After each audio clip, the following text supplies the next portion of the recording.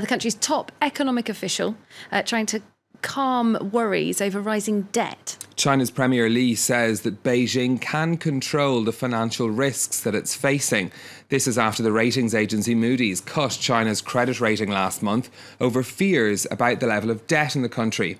In a speech to the World Economic Forum in Dalian, Mr. Li also warned that restrictions on trade could lead to unfair practices. All right, well, back here in Europe, it has been a year, just over, since that referendum in the UK that saw the UK start moving out of the European Union. It's also been a year that European cities have been trying to woo businesses based in London over to their side of the English Channel.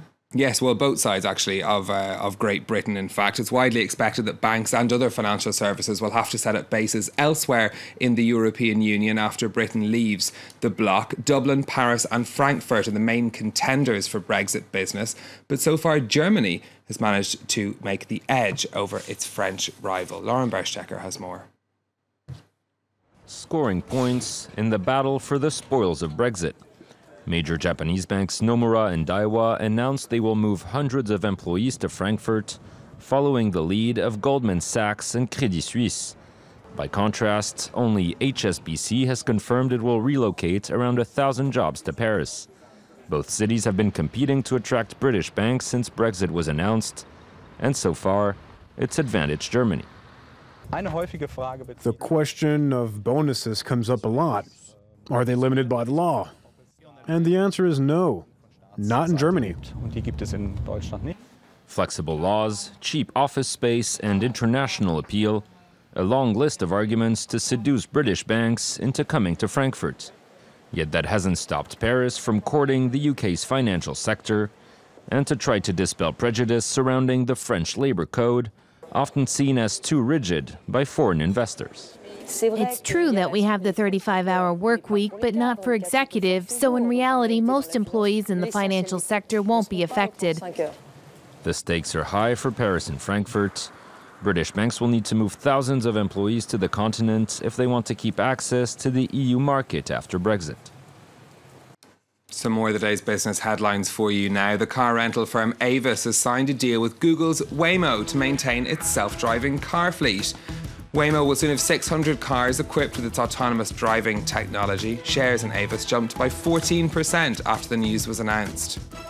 The Brazilian flip-flop maker Havaianas is to be sold for the second time in 18 months. Its current owners, J&F Investments, are selling the business as they raise money for plea bargain deals with prosecutors signed by 7 executives at its meatpacking division, JBS.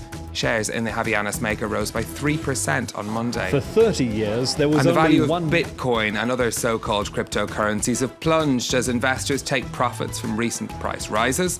The website CoinDesk estimates that $13 billion was wiped off the value of the digital currencies on Monday.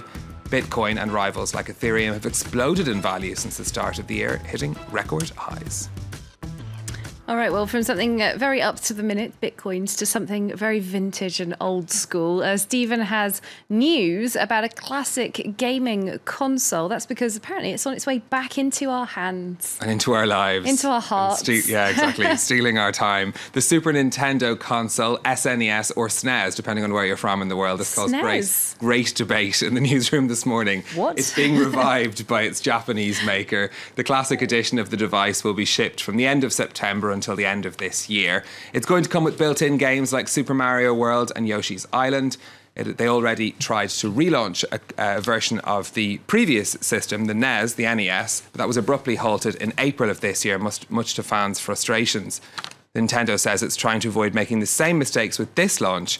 The original console was launched in 1990 and sold 50 million units worldwide. A wonderful year, 1990. So many things were better back then. Thanks very much, Stephen Carroll, with that vintage end to our business bulletin.